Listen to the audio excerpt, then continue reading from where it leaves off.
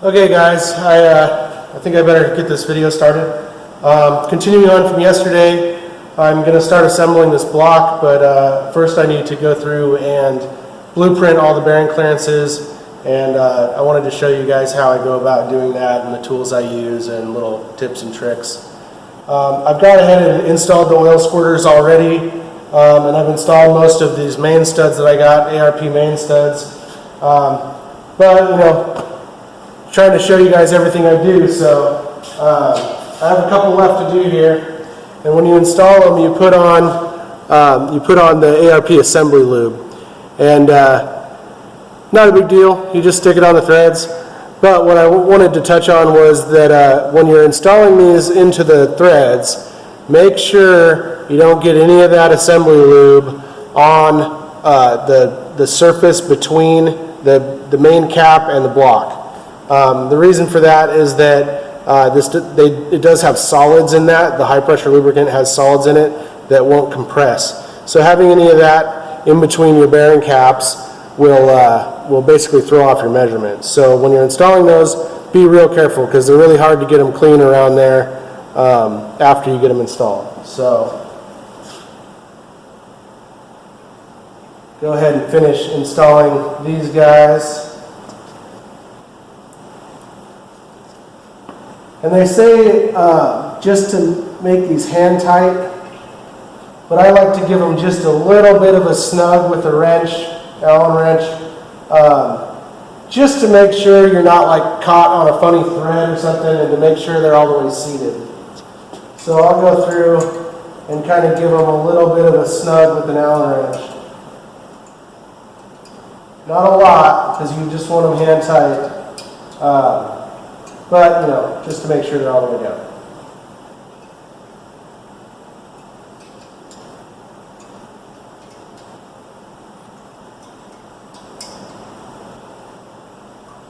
Okay, so I'm going to start installing these bearing caps. Hopefully they have a direction on them, because they haven't been on the engine in quite some time.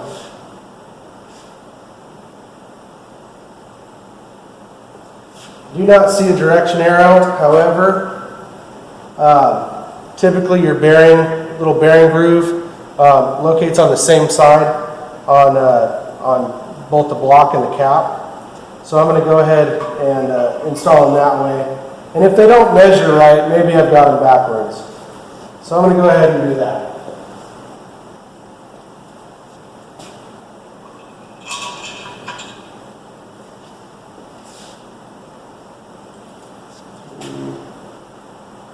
They are numbered, but I don't see a directional arrow on them.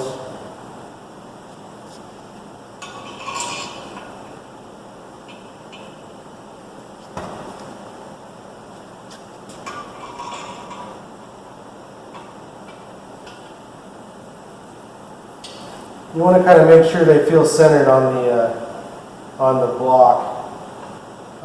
Some blocks have dowel pins that locate them a little more accurately. The Volkswagens are kind of tractor motors, so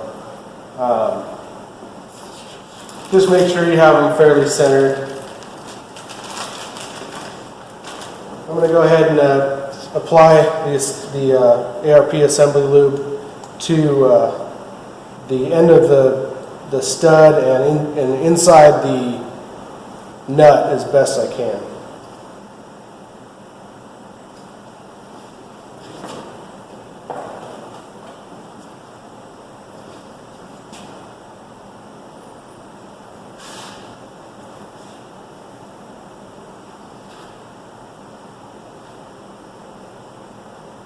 It's going to take me a little bit. I'm going to pause this and get back to you. Okay, so I'm about done with these. I went and found a Q-tip, and that really helped me get the assembly lube inside the threads there. So that worked pretty good. So now I'm going to go, ARP recommends torquing these down to 60 foot-pounds in 3 equal steps, so 20, 40, and 60. The problem A lot of people say that you need to get a line bore done when you use aftermarket studs for your mains, if you're not using OEM studs, because the torque could change and basically make the bearing bore oblong or not quite right, which is a legitimate fear. But the thing is that what would make that change? So the only thing that would make that change is basically ending up with a different torque value. So the trick there is to just basically play with the torque up or down a little bit until the bearings measure around the bearing bores. So I'm going to go through this and torque them all down to ARP's recommendation, and then I'm going to go ahead and measure them all and see if they're round. If they're basically too short in the y-axis and wider in the x-axis, maybe I have too much torque, and vice versa if they're the opposite of that. So I'm going to go ahead and do that, and yeah, then we'll start measuring some stuff.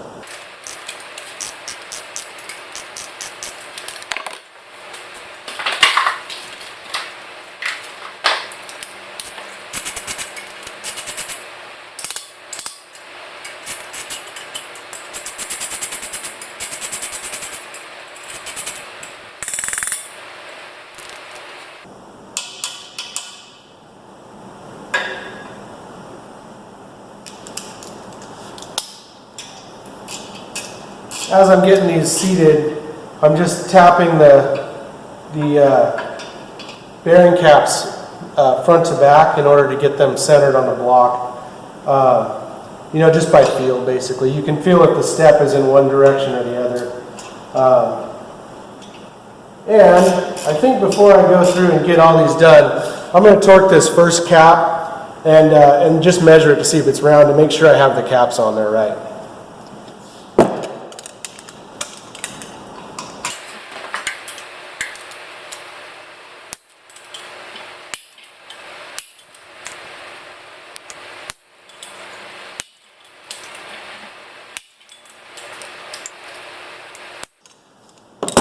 Okay, so you've probably, anybody that's looked into engine blueprinting and assembly has probably seen something that looks like this. This is a bore gauge. Basically, you set this up for different diameters, and then you can put this in a hole and measure it, basically. I don't like to use these. I guess because I'm a machinist by trade, I'm pretty used to measuring stuff. So I guess I don't trust these as much as some of the analog stuff. So I'll show you what I use. These are Mitutoyo telescoping gauges. There's a couple different brands of these. Mitutoyos are good, Starretts are good, but basically what they are is it's a spring-loaded deal with anvils, and you have a tension screw on the back here, and basically you snug that up, and then you rock it through a bore, and it'll push these in to the bore diameter, and then you can measure them with your mics. The best part about that, to me, is that you're not setting up multiple instruments that can basically stack tolerance on what you're trying to measure.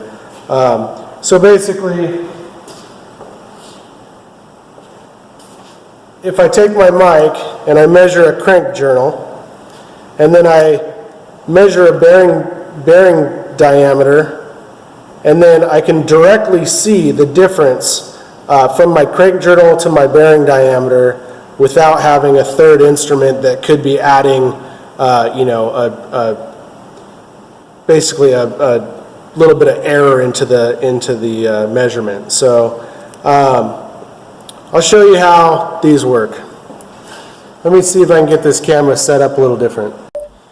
Okay, so basically with these, they're just spring loaded. So the idea is to get them into the bore, and then you kind of rock them back and forth to get them centered. And then you put them at a little bit of an angle. So I'm trying to be a little drastic there so you can see it. But basically you go at a little bit of an angle, and then you snug up the end screw right here on the end. You snug that up, and then you can basically you kind of want to wiggle them a little bit to make sure they're centered, so they can walk to the center of the bore. But basically you just sweep it through like that. And since that's snugged up, it holds that dimension. And then you can just check that dimension with your mics. I need a bigger set of mics.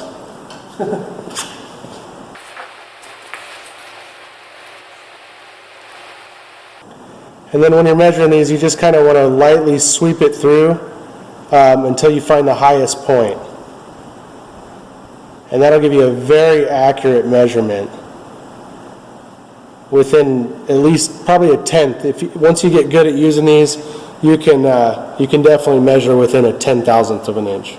So basically, I'm going to go around and I'm going to measure this at a few different angles and just make sure that the bore is round to make sure I have that cap on in the right direction. So this first measurement I have 2.3249. So I'm going to go ahead and measure that in a couple more places.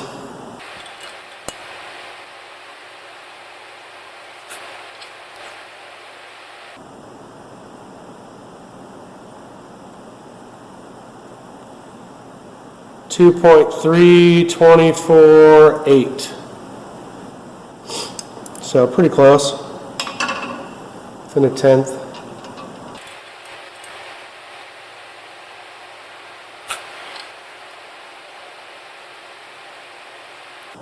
Now that's measuring a little tighter.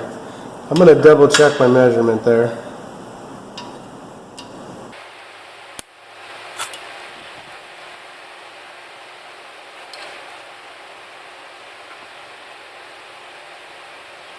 Yeah, that is measuring almost half a thou smaller, so quite a bit. So I'm going to keep going here, but I suspect that I might have the cap on backwards.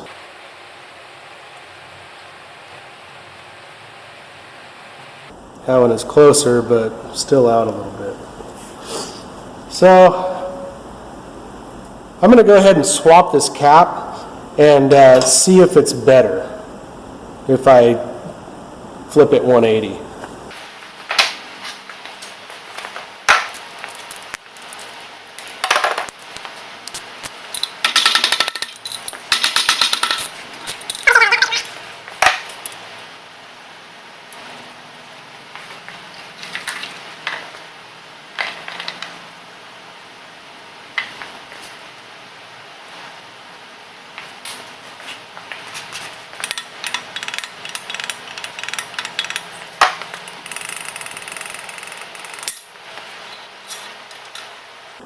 I'm going to go ahead and say that I had it right because I can visually see that it's not going to line up correctly if I put it on that way.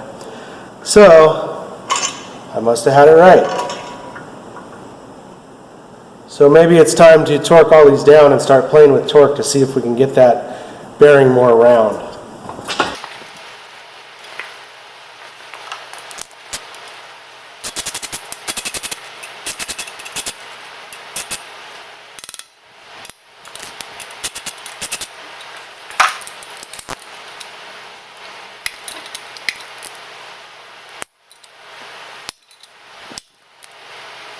I'm going to go to 55 and see if that makes it more round instead of 60.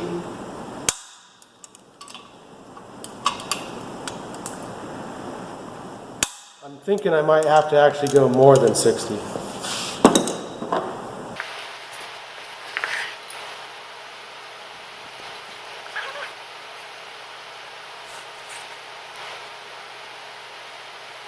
Two 2.324.6.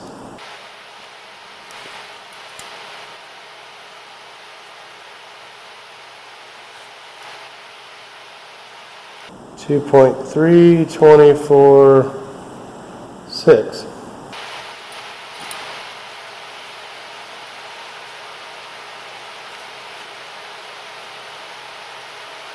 2.324.5. So it's actually quite a bit more round at only 55 foot-pounds.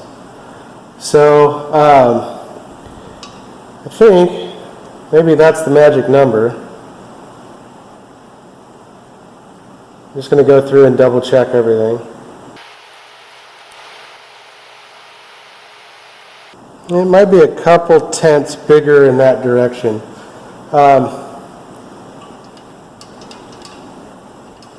So it'd be in the y-axis, it's a little bigger.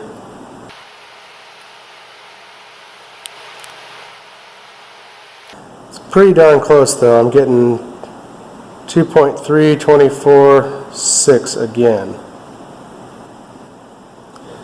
So I'm going to go ahead and torque down the rest of these caps, and we'll just go through and measure them and see if they're round, and then if they are, and I can find that magic number that keeps that bore round, I'm going to go ahead and pull all the caps back off and stick some bearings in them.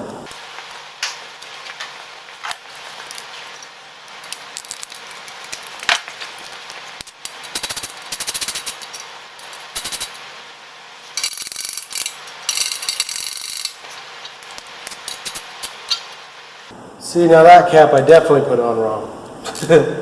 Must have done that when I first put it on. So it's not lining up at all.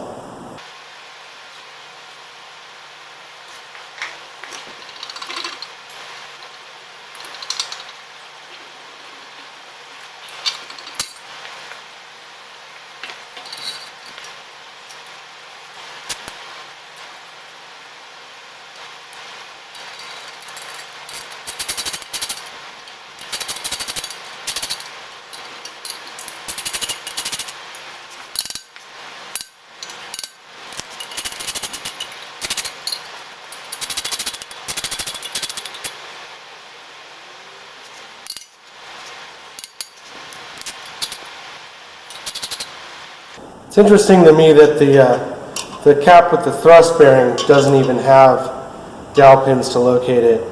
So we're going to have to be very careful when we put that one on for the final time.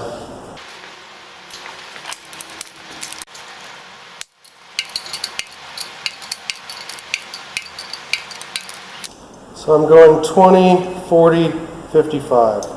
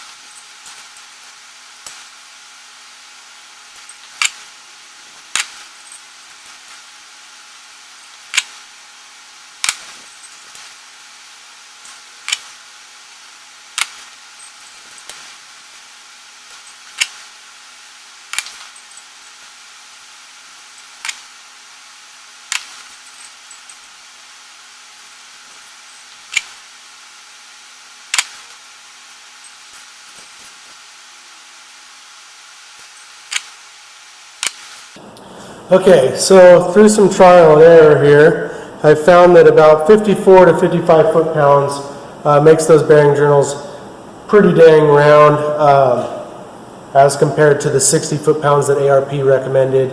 So obviously we're trying to mimic what the factory torque spec actually was in order to keep those bearing journals round.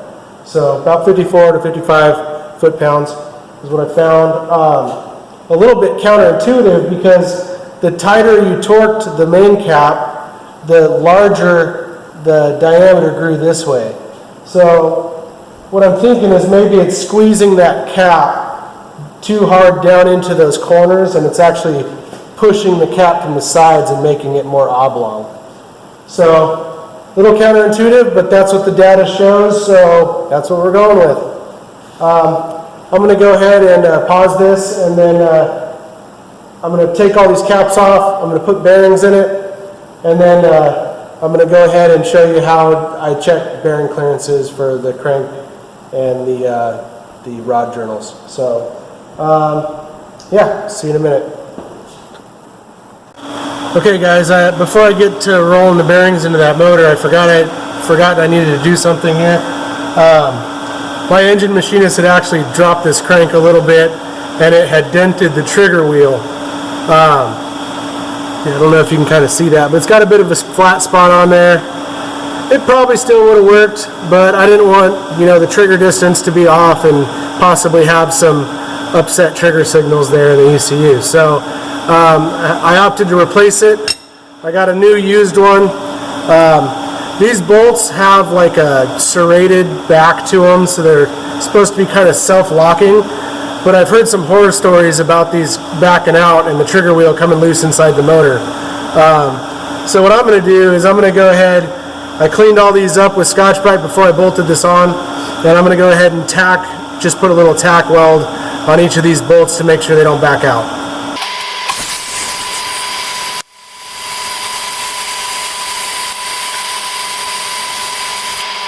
So I'm using 309 rod for dissimilar metals, so it joins with the parent metals no matter what they are pretty well usually. Since I don't know what the bolt's made out of and what the trigger's wheel's made out of, I opted to use 309. So I'm going to keep going here.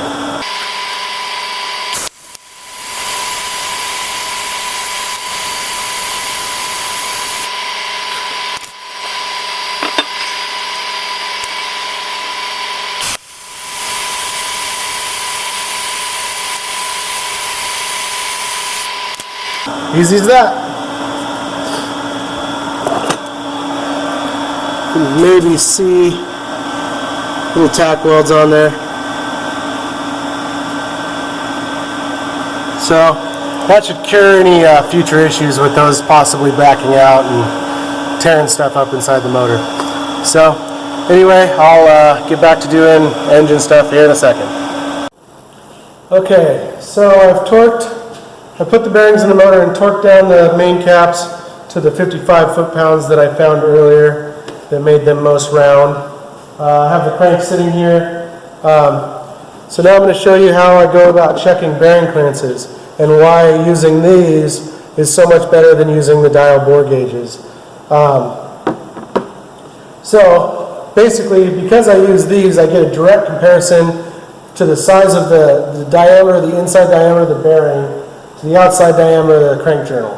So it makes it really straightforward. It's only two measurements instead of having to do a bunch of math and figure stuff out. So basically, I think I have 0.0008 to 0.0024. So we have 0.8 to 2 thou and 4 tenths nominal bearing clearance according to OEM specs. I feel like 0.8 is a little small for a performance application, especially considering these motors run 0-40 typically. But factory says it works, so it must work. But so I'm going to go ahead and start measuring, and I'm just going to do a couple of these because I'm kind of running out of time today, and I still need to try to figure out how to edit a video. So because I've got like 20 videos at this point, and I need to group them all together and figure out how to do that. And that is not my forte. So I'm just going to do a couple of these just to show you how I do it. And at this point, it's probably a good idea to start writing stuff down. I should have touched on earlier that if you've had your mains line board or anything like that, you may have wanted to actually blueprint the bore diameters and write them all down and do the math before you actually order engine bearings, because you would probably need oversized bearings at that point. But this is all OEM, so I kind of skipped that step. But anyway, I'm going to go ahead and I'm going to start measuring the crank journal, writing it down, and measuring each bearing bore and writing it down.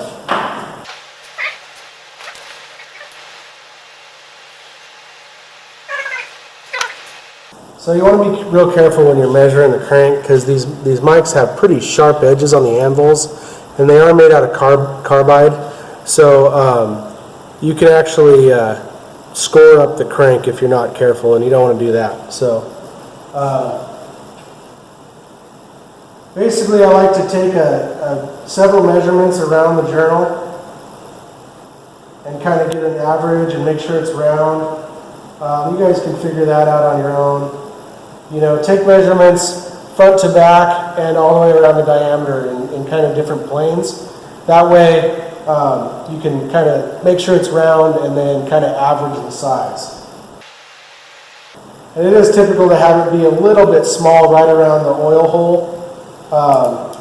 That's not a big deal.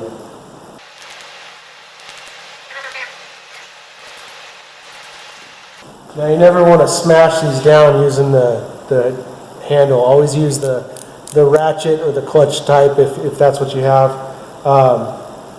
You always want to, you know, don't crank stuff down to get the number you want, or else you're not getting an accurate measurement.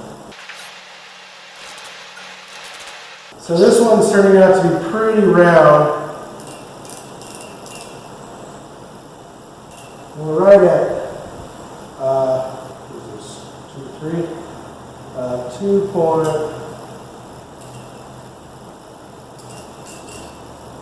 2.124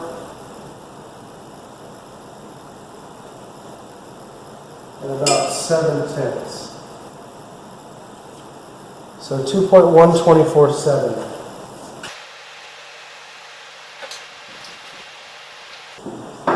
So now we can go take our telescoping gauge and measure the bearing diameter, inside diameter. Be careful here. The telescoping gauges do have like a radius on the anvil, so they're not as sharp as the mics, but it is still possible to score up those bearings, so just be careful.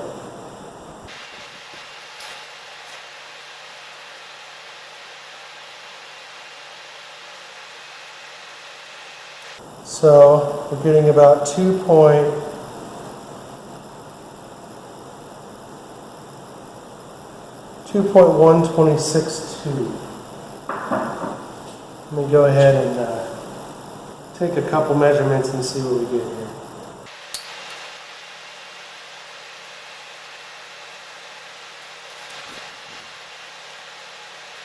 Same number, maybe 2.1263.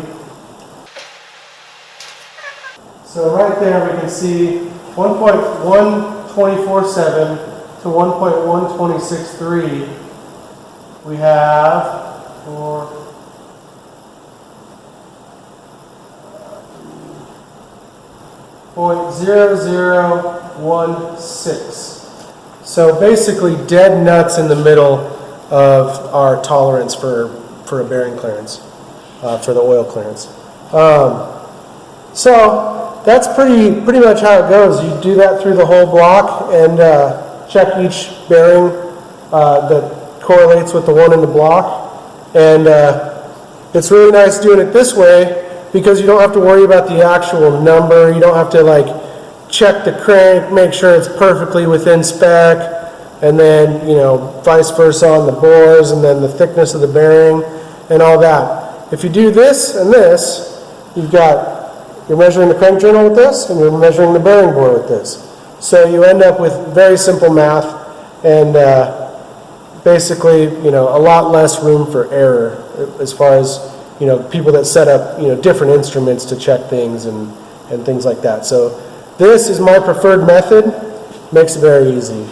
I think I'm going to go ahead and stop for today. I haven't got to doing the rods. It's basically the same thing. And then when you drop the crank in the motor, making sure it spins freely and stuff before you know, you connect rods or anything like that, just to make sure that the journals are straight and the line bore is straight. Beyond that, if you guys have any questions, post below. Also, you know, if you're interested in continuing to follow along, go ahead and hit that subscribe button, and you know, also find me on my other social media platforms. I post a lot of pictures on Instagram and on my Facebook business page under Linder Power Systems dash LPSFab or underscore LPSFab. I'm sure you can find me on there, or search my name, Justin Linder. Yeah, anyway, I'm going to go try to figure out how to edit this video and get it uploaded. So I'll talk to you guys soon.